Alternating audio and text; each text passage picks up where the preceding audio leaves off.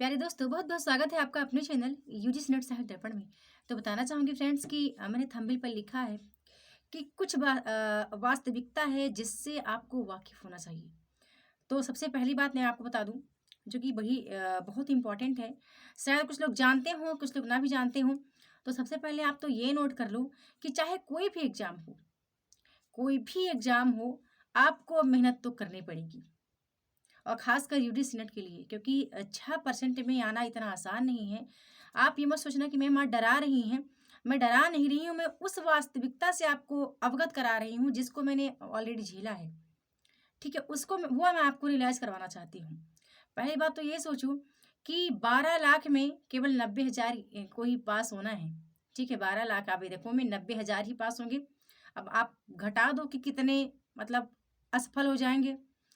उन 90 लाख मतलब उन 90,000 वाले लिस्ट में आपको आना है।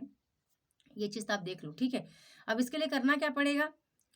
एक बात और कह दूं, कोई भी एग्जाम हो, चाहे कितना बड़ा एग्जाम हो, प्रीवियस ईयर क्वेश्चन पेपर बहुत मैटर करता है, बहुत ही मायने रखता है।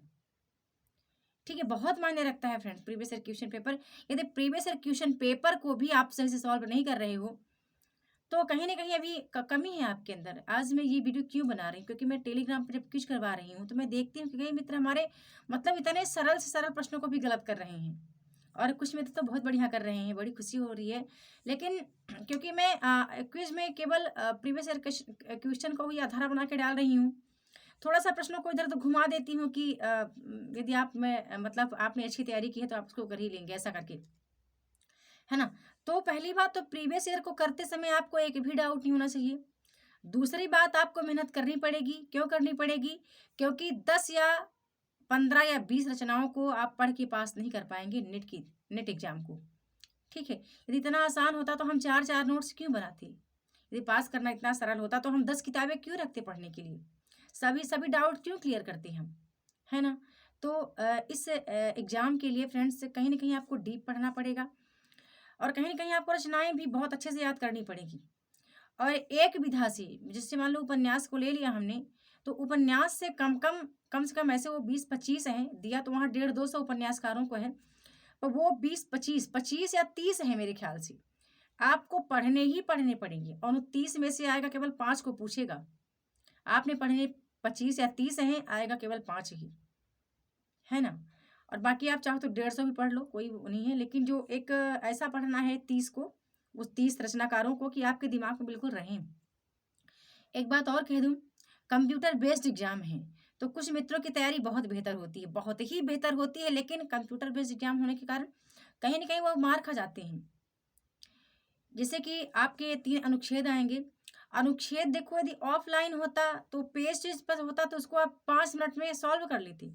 लेकिन हर प्रश्न को बार-बार स्क्रॉल करना पड़ता है ना? स्क्रॉल करना पड़ता है एक-एक प्रश्न के लिए। पहले ये अनुच्छेद को पढ़ते टाइम भी स्क्रॉल करना पड़ता है। इधर से उधर, उधर से घुमाओ ऐसे। कहीं न कहीं वो एकाग्रता मिस होती है। एकाग्रता मिस होती है, क्योंकि मेरे साथ हुआ है ऐसा।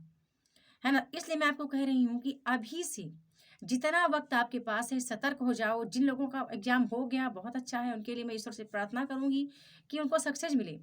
लेकिन जिनका एग्ज़ाम अभी होना बाकी है, चाहे आप फर्स्ट पेपर हों, या आप किसी भी विषय से हों, या आप मेरे हिंदी साहित्य के विद्यार्थी हों, मुझे देख रहे हैं, तो मेरी कुछ बातों पर आप अमल कीजिए। एक तो ये अमल करना है कि इतना खुद को तैयार कर लेना है कि यदि प्रश्न स्क्रीन पर आता है, तो आपके दिमाग में उत्तर आ जाना चाहिए, बिन ऑप्शन देखते ही आना चाहिए। ठीक है ना? ऑप्शन भले आप बाद में देखो, फिर आप सुझाव ले लो, उस ऑप्शनों से ले लो कि बिल्कुल क्लियर कर लो कि नहीं, नहीं बस अब यही आंसर है। बाकी मैं यही कहूँगी कि इतनी बेहतर तैयारी कर लो आप, बहुत कॉम्पिटिशन टफ है। आप जो सोचते हैं, कुछ लोग हैं जो आपसे ज़्यादा पढ़ रहे हैं, है ना? मैं ये नहीं कहती कि मैं अभी रात में ढाई 3 बजे 2 बजे मैं जग रही हूँ तो मैं ही ज़्यादा पढ़ रही हूँ, ऐसा कुछ नहीं है, है ना? तो आप चाहें तो एकाग्रता के साथ इस समय वर्क करें, और यही वो टाइम है। फ्रेंड्स, बता दूं, परीक्षा से 1 महीने पहले का जो समय होता है ना, उससे पहले आप कितना भी पढ़ लो, बहुत अच्छा है, ठीक है, आपने पढ़ा जो पढ़ा। परीक्षा से जो ये टाइम है, परीक्षा का 1 महीने 15 दिन 20 दिन का जो टाइम है, यही आपको सफलता दिलाएगा। वही सफलता कैसे दिलाएगा? आपको एक एक टॉपिक का केवल मॉक लगाना है। आपने जितना रिवीजन किया, बहुत अच्छा किया। अभी कब से कर रहे हो? 1 साल से, 1.5 साल से तो पढ़ते जा रहे हो। यदि इतने में भी एग्ज़ाम क्वालीफाई ना हुआ और एक ऐसी जुझारू महिला से जुड़कर भी आपका एग्ज़ाम क्वालीफाई ना हुआ, तो फिर क्या कैसे क्या पढ़ रहे हो? है ना? एक ऐसी गृहिणी आपके सामने है जो दिन भर का काम निपटाने के बाद मतलब आपके लिए वीडियो भी तैयार कर रही है। मतलब मैं तो नींद नींद को अवॉइड कर देती हूँ, कि मैं आपके लिए इतना बेहतर करूँ कि मेरे ग्रुप से जो लड़कियाँ हैं, मेरी बहनें हैं, जो बहनें भाई हमारे जुड़े हुए हैं, तो वो एक कहें कि मैम आपसे प्रेरणा पाकर हमने इसको हासिल किया है, ये उपलब्धि हासिल की है। अब ये उपलब्धि ही नहीं, बल्कि ये एक इतिहास हो जाएगा आपके लिए कि आपने अपनी ज़िंदगी में नेट जेआरएफ भी किया है ना? बहुत लोग तरसते हैं इसके लिए। इतना आसान नहीं है नेट जेआरएफ होना। यदि इतना ही आसान होता फ्रेंड तो सबके पास नेट ही होता। 6% ही क्यों आती? 6% का सिलेक्शन क्यों होता हर सेशन में? है ना? 12% आ जाते, 20% आ जाते, 30 आ जाते, 60% आ जाते। 6% ही क्यों आते हैं? ये चीज़ें आपके लिए सोचने वाली बात है। तो निष्कर्षतः इतना ही कहना चाहूँगी, अभी का जो पढ़ा हुआ है, आप जितना मेहनत करना चाहो अभी कर लो। चाहे वो आप अनुच्छेद को पढ़ो, चाहे फर्स्ट पेपर को पढ़ो, सेकंड पेपर को पढ़ो। ये जी जान लगा दो, मतलब ये जो टाइम है ना, जी जान लगा दो, सब कुछ झोंक दो इसके लिए कि आपके पास नेट प्लस जेआरएफ दोनों आ जाना चाहिए। दोनों आपके हाथ में होना चाहिए अगले नए वर्ष में। इतना जी जान आप लगा दो फ्रेंड्स।